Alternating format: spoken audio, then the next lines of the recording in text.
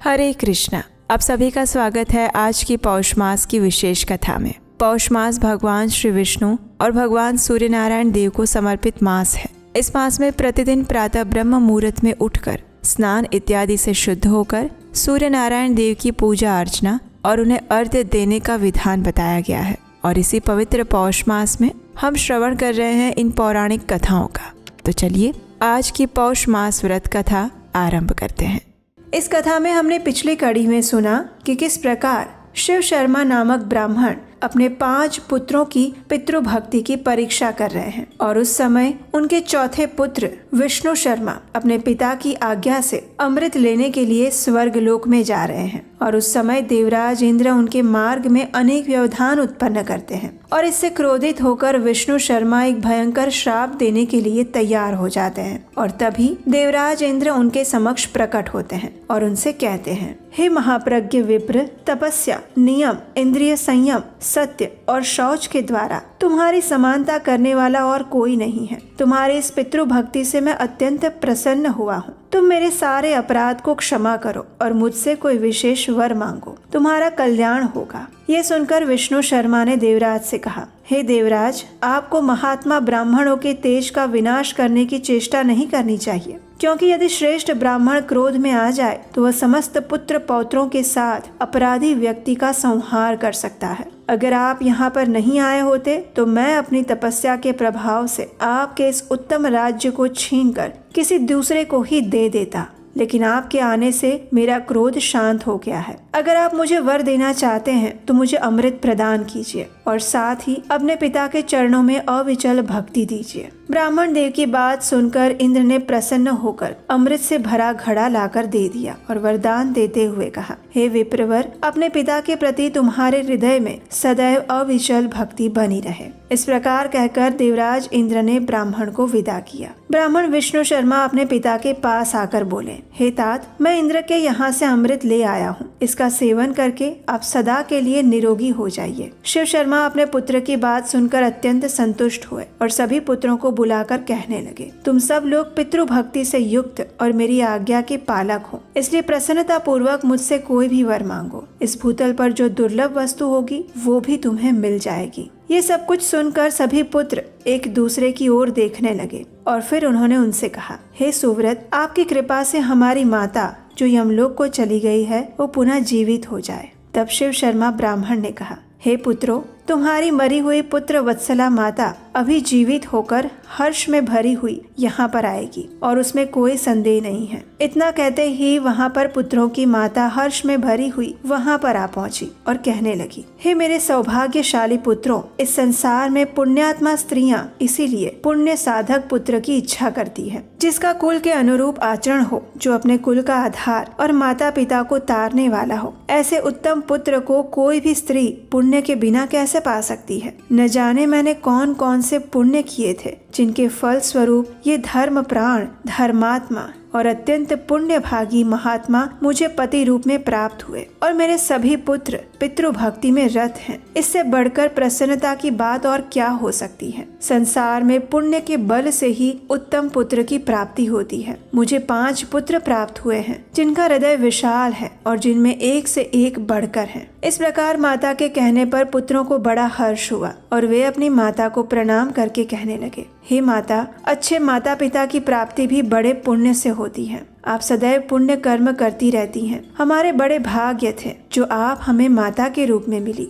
जिनके गर्भ में आकर हम उत्तम पुण्यों से वृद्धि को प्राप्त हुए। हमारी यही अभिलाषा है कि प्रत्येक जन्म में आप ही हमारी माता और ये ही हमारे पिता बने। ये देखकर शिव शर्मा ब्राह्मण ने कहा, हे पुत्रों, आप सभी लोग मुझसे कोई परम उत्तम और पुण्यदायक वरदान मांग लीजिए। मेरे संतुष्ट होने पर तुम लोग अक्षय लोकों का उपभोग कर सकते हो। ये सुनकर पुत्रों ने कहा, हे पिताजी, यदि आप हम पर प्रसन्न हैं और वर देना चाहते हैं तो हमें भगवान श्री विष्णु के गोलोक धाम में भेज दीजिए, जहाँ किसी प्रकार की चिंता और व्याधि नहीं होती। तब पिता ने कहा, हे पुत्रों, तुम लोग सर्वथा निष्पाप हो, इसलिए मेरे प्रसाद, तपस्या और इस पितृभक्ति के बल से अवश्य ही वैष्णव धाम को प्राप्त करोगे। महर्षि शिव शर्मा के ये वचन सुनते ही भगवान श्री हरि अपने हाथों में शंख, चक्र, गदा और पद्म धारण किए हुए गरुड़ पर सवार होकर वहां पहुँचे और शिव शर्मा से कहने लगे, हे विप्रवर, पुत्रों सहित तुमने भक्ति के बल से मुझे अपने वश में कर लिया है, इसलिए इन पुण्यात्मा पुत्रों और पति के साथ रहने की इच्छा वाली इस पुण्यमयी पत्नी को साथ लेकर तुम मेरे परम धाम को चलो। तब शिव शर्मा ने कहा, हे भगवान, इस समय मेरे ये चारों पुत्र ही परम उत्तम वैष्णव धाम में जाएंगे। मैं पत्नी के साथ अभी भूलोक में ही कुछ काल व्यतीत करना चाहता हूँ। मेरे साथ मेरा कनिष्ठ पुत्र सोम शर्मा भी रहेगा। सत्य वचन कहने वाले महर्षि शिव शर्मा के इस प्रकार कहने पर भगवान श्री विष्णु ने उनके 4 पुत्रों से कहा, तुम लोग दाह और प्रलय से रहित मोक्षदायक गोलोक धाम को चलो। और इतना कहते ही उन चारों सत्य तेजस्वी ब्राह्मणों का तत्काल भगवान विष्णु के समान रूप हो गया। उनके शरीर का श्याम वर्ण इंद्र नीलमणि के समान हो गया और सारूप्य मुक्ति प्राप्त करके वे पितृभक्ति के प्रभाव से विष्णु धाम चले गए। इस प्रकार चारों पुत्र उस धाम में चले गए। तत्पश्चात महाप्राज्ञ विद्वान शिव शर्मा ब्राह्मण ने अपने सबसे छोटे पुत्र से कहा, हे महामते, हे सोम शर्मन, तुम पिता की भक्ति में रत रहो। मैं इस समय तुम्हें यह अमृत का घड़ा दे रहा हूँ, तुम सदैव उसकी रक्षा करना। मैं पत्नी के साथ तीर्थ यात्रा करने जाऊंगा। ये सुनकर सोम शर्मा ने कहा, हे पिताश्री, अवश्य ऐसा ही होगा। बुद्धिमान शिव शर्मा सोम शर्मा के हाथ में वह घड़ा देकर वहां से चले गए और 10 वर्षों तक निरंतर तपस्या में लगे रहे। धर्मात्मा सोम शर्मा दिन रात आलस्य छोड़कर उस अमृत कुंभ की रक्षा करते रहे। 10 वर्षों के बाद महायशस्वी शिव शर्मा पुनः लौट कर आए। ये माया का प्रयोग करके भार्या सहित कोढ़ी बन गए। जैसे वे स्वयं कुष्ठ रोग से पीड़ित थे, उसी प्रकार उनकी स्त्री भी थी। दोनों ही मांस के पिंड की भांति त्याग देने योग्य दिखाई दे रहे थे। वे धीर चित्त ब्राह्मण महात्मा सोम शर्मा के पास आए। वहाँ पधारे हुए अपने माता पिता को इस प्रकार दुख से पीड़ित देखकर सोम शर्मा अत्यंत दुखी हो गए। उन्हें दया आई, भक्ति से उनका मस्तक झुक गया। वे उन दोनों के चरणों में गिर पड़े और कहने लगे, पिताजी, मैं दूसरे किसी को ऐसा नहीं देखता जो तपस्या, गुण, समुदाय और उत्तम पुण्य से युक्त होकर भी आपकी समानता कर सके। फिर आपको ये क्या हो गया? समस्त देवता सदैव दास की भांति आपकी आज्ञा के पालन में रत रहते हैं। वे आपके तेज से खींचकर यहाँ आ जाते हैं। फिर किस पाप के कारण आपके शरीर में ये पीड़ा देने वाला रोग हो गया है? कृपया इसका कारण बताइए। ये मेरी माता भी पुण्यवती हैं, इनके महान पुण्य हैं।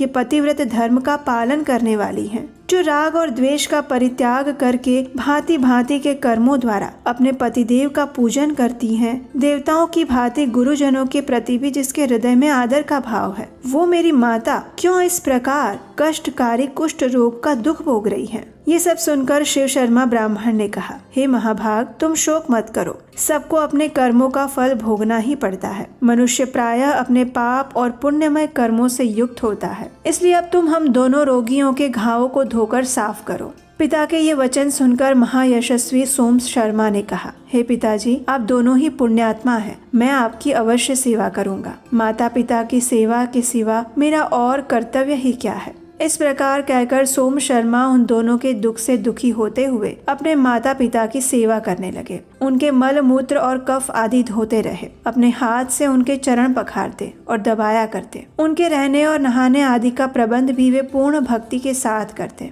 वे अपने दोनों गुरुजनों को कंधे पर बिठाकर तीर्थों में ले जाया करते। वे वेद के ज्ञाता थे, इसलिए मांगलिक मंत्रों का उच्चारण करके दोनों को अपने हाथ से विधि पूर्वक नहलाते और स्वयं भी स्नान करते। फिर पितरों का तर्पण और देवताओं का पूजन करते। स्वयं अग्नि में होम करते और अपने दोनों महागुरु माता पिता को प्रसन्न करते हुए अपने सब कार्य उन्हें बताया करते। प्रतिदिन शैया पर उन्हें सुलाते और उन्हें वस्त्र तथा पुष्प आदि सामग्री निवेदन करते। परम सुगंधित पान लगाकर माता पिता को अर्पित करते और नित्य प्रति उनकी इच्छा के अनुसार फल, मूल, दूध आदि उत्तम भोज्य पदार्थ खाने के लिए देते। इस प्रकार वे सदैव अपने माता पिता को प्रसन्न रखने का प्रयास करते। लेकिन ऐसे में भी पिता शिव शर्मा सोम शर्मा को बुलाकर उन्हें नाना प्रकार के कठोर और कटु वचन कहते, उससे पीड़ित करते और आतुर होकर उन्हें डंडे से पीटते भी थे। ये सब कुछ करने पर भी धर्मात्मा सोम शर्मा कभी भी पिता के ऊपर क्रोध नहीं करते। वे सदैव संतुष्ट रहकर मन, वचन और कर्म से पिता की पूजा किया करते। ये सब कुछ देखकर शिव शर्मा ब्राह्मण ने अपने मन में ही सोचा, मेरा पुत्र सोम शर्मा मेरी सेवा में अधिक अनुरागी है और इसीलिए समय आने पर मैंने इसके तप की परीक्षा की है। लेकिन फिर भी मेरा पुत्र भक्ति भाव और सत्यपूर्ण बर्ताव से भ्रष्ट नहीं हो रहा है। निंदा करने पर, मारने पर भी वो सदा मीठे वचन बोलता है। इस प्रकार मेरा बुद्धिमान पुत्र दुष्कर सदाचार का पालन कर रहा है। अब मैं भगवान श्री विष्णु के प्रसाद से इसके दुख दूर कर दूंगा। इस प्रकार विचार करने के बाद परम बुद्धिमान शिव शर्मा ने पुनः माया का प्रयोग किया। अमृत के घड़े से अमृत का अपहरण कर लिया और उसके बाद सोम शर्मा को बुलाकर कहा, हे पुत्र, मैंने तुम्हारे हाथ में रोगनाशक अमृत सौंपा था, उसे शीघ्र लेकर मुझे अर्पण करो, जिससे मैं इस समय उसका पान करूं। पिता के ये कहने पर सोम शर्मा तुरंत उठकर चला गया। अमृत के घड़े के पास जाकर देखा तो वो खाली पड़ा था, उसमें अमृत की एक बूंद भी नहीं थी। और ये देखकर परम सौभाग्यशाली सोम शर्मा ने मन ही मन सोचा, अगर मुझ में सत्य और गुरु शुश्रूषा है, अगर मैंने पूर्व काल में निश्चल हृदय से तपस्या की है, इंद्रिय संयम, सत्य और शौच आदि धर्मों का पालन किया है, तो ये घड़ा निश्चय ही अमृत से भर जाए। इस प्रकार विचार करके ज्यों ही उसने उस घड़े के सामने देखा, उसी समय वो अमृत से भर गया। घड़े को भरा हुआ देखकर उसे हाथ में लेकर महायशस्वी सोम शर्मा तुरंत ही पिताजी के पास आए और उन्हें प्रणाम करके बोले, पिताजी, ये लीजिए, ये अमृत से भरा हुआ घड़ा आ गया है, इसे पीकर शीघ्र ही रोग से मुक्त हो जाइए। अपने पुत्र के ऐसे पुण्यमय और धर्मयुक्त वचन सुनकर शिव शर्मा को अत्यंत हर्ष हुआ और उन्होंने कहा, हे पुत्र, आज मैं तुम्हारी तपस्या, इंद्रिय संयम, शौच, गुरु शुश्रूषा, भक्ति भाव से विशेष संतुष्ट हूँ, इसलिए अब मैं इस विकृत रूप का त्याग करता हूँ। ऐसा कहकर ब्राह्मण शिव शर्मा ने अपनी पत्नी के साथ अपने पुत्र को पहले वाले स्वरूप में दर्शन दिए। सोम शर्मा अपने माता पिता को पहले जैसे रूप में देखकर अत्यंत हर्षित हो गया। सोम शर्मा ने बड़ी भक्ति के साथ उन महात्माओं के चरणों में मस्तक झुकाया और फिर वे दोनों पति पत्नी पुत्र से बातचीत करके अत्यंत प्रसन्न हुए। तत्पश्चात धर्मात्मा ब्राह्मण भगवान श्री विष्णु की कृपा से अपनी पत्नी को साथ लेकर विष्णु धाम चले गए और वहां उन्होंने दुर्लभ पद को प्राप्त किया। तो ये थी आज की हमारी पौष मास की विशेष कथा, जिसमें भगवान श्री नारायण की कृपा से और पितृभक्ति के प्रभाव से सोम शर्मा ब्राह्मण ने परम उच्च गति को प्राप्त किया। हमें आशा है कि आपको आज की ये कथा अच्छी लगी होगी। अगर ऐसा है तो इसे अपने मित्रों और परिवारजनों को भी शेयर कीजिए। इस वीडियो को लाइक कीजिए और इसी मास में आने वाली कथाओं को सुनते रहने के लिए आपके अपने चैनल को याद से सब्सक्राइब कीजिए और बेल आइकन दबाकर नोटिफिकेशन ऑन कीजिए। और हम आपसे मिलेंगे इसी कथा श्रृंखला की अगली कड़ी के साथ। हरे कृष्णा।